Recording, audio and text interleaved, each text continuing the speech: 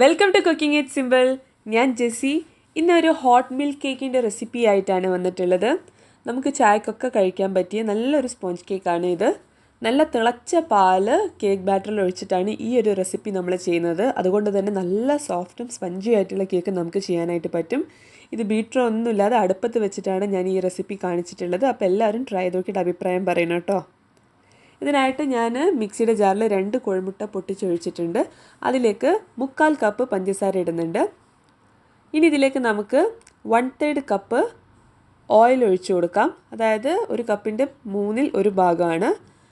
1 teaspoon vanilla എസൻസും കൂടെ ചേർത്തിട്ട് നമുക്കിത് നന്നായിട്ട് അടിച്ചെടുക്കാം. അപ്പം ബീറ്റർ ഒന്നും ഇല്ലാത്തവർക്ക് ഈസി ആയിട്ട് ചെയ്യാൻ പറ്റുന്ന കേക്കാണ്.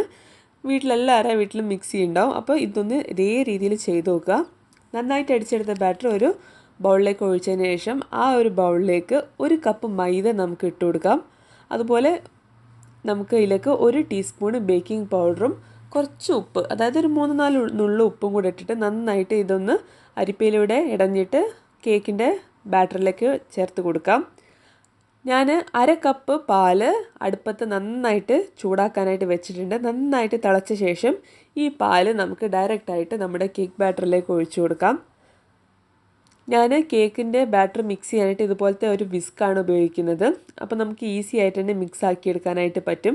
പിന്നെ ശ്രദ്ധിക്കേണ്ട കാര്യം എന്ന് പറഞ്ഞു കഴിഞ്ഞാൽ ഈ ഒരു വൈഡ് വിസ്ക് ഉപയോഗിച്ച് മിക്സ് ചെയ്യുന്ന സമയത്ത് നന്നായിട്ട് വിപ്പ് ചെയ്യരുത്, ജസ്റ്റ് മിക്സ് ചെയ്യാനേ പാടുള്ളൂ.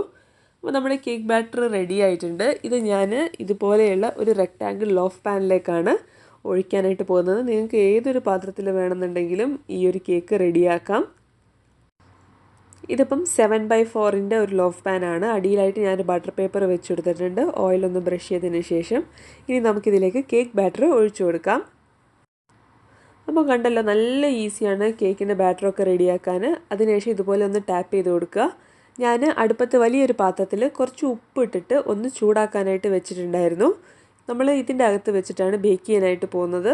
ഈ പാത്രത്തിൻ്റെ അകത്തേക്ക് ആദ്യം ഒരു റിങ് പോലെ എന്തെങ്കിലും വെച്ച് കൊടുക്കുക. അതിന് മുകളിലായിട്ട് നമ്മുടെ കേക്കിൻ്റെ ടിന്ന് വെച്ച് കൊടുക്കേണ്ടത്. അതായത് ആ ഉപ്പിൽ നമ്മുടെ കേക്കിൻ്റെ ടിന്ന് തട്ടാൻ പാടില്ല. ഈ ഉപ്പ് ചൂട് കഴിഞ്ഞ് കഴിഞ്ഞാൽ നിങ്ങൾക്ക് വീണ്ടും വീണ്ടും ഉപയോഗിക്കാം. ഞാനിത് മുന്നേ ഉപയോഗിച്ചിട്ടുള്ളതാണ്. ഇനി നമുക്കിത് അടച്ച് വെച്ചിട്ട് വേവിക്കാം. ഇങ്ങനെ ചെയ്ത് കഴിഞ്ഞാൽ നമ്മുടെ പാത്രം കേടാവുകയില്ല. അതുപോലെ തന്നെ നല്ല ഈവൺ ആയിട്ടുള്ള ചൂട് നമ്മുടെ പാത്രത്തിൻ്റെ അകത്ത് കിട്ടുകയും ചെയ്യും. ഞാനിപ്പം 40 മിനിറ്റ് ചെറിയ ഫ്ലെയിമിൽ വേവിച്ചിട്ട് എടുത്തതിന് ശേഷമാണ് ഇതുപോലെ ടൂത്ത് പിക്ക് കൊണ്ട് കുത്തി നോക്കുന്നത്. അപ്പോൾ നല്ല ക്ലീൻ ആയിട്ട് തന്നെ വന്നിട്ടുണ്ട്. അതിനർത്ഥം ബേക്കായി എന്നാണ്. അപ്പോൾ 40 മിനിറ്റ് ചെറിയ ഫ്ലെയിമിൽ വേവിച്ചെടുക്കുക. അതിനുശേഷം കേക്ക് പുറത്തെടുത്ത് വെച്ച് ചൂട് തണഞ്ഞു കഴിഞ്ഞാൽ ഇതുപോലെ ഒരു സ്പാച്ചില ഇങ്ങനെ ഓടിച്ചു കൊടുക്കുക. സ്പാച്ചിലയോ കത്തിയോ എന്തായാലും മതി. അതിനുശേഷം കേക്ക് പുറത്തേക്ക് എടുക്കുക. അപ്പോൾ അത് നല്ല നീറ്റായിട്ട് നല്ല ഗോൾഡൻ ബ്രൗൺ കളറിൽ തന്നെ ബേക്കായി വന്നിട്ടുണ്ട്. ഇനി ഇങ്ങനത്തെ കേക്കൊക്കെ കഴിക്കാനായി കടയിൽ നിന്ന് വാങ്ങിക്കൊന്നും വേണ്ട, വീട്ടിൽ തന്നെ ഫ്രഷ് ആയിട്ട് ഉണ്ടാക്കുക. ഇത് നല്ല ഫ്രഷ് ആയിട്ട് കഴിക്കാൻ നല്ല ടേസ്റ്റ് തന്നെയാണ്. ഞാൻ ഉണ്ടാക്കി വേഗം തന്നെ തീർന്നു പോയിട്ടുണ്ടായിരുന്നു. അപ്പോൾ എല്ലാവരും ട്രൈ ചെയ്ത് നോക്കുക. വീഡിയോ ഇഷ്ടപ്പെട്ട് ഞാൻ സബ്സ്ക്രൈബ് ചെയ്യുക. പുതിയ വീഡിയോ ആയിട്ട് കാണാം. താങ്ക്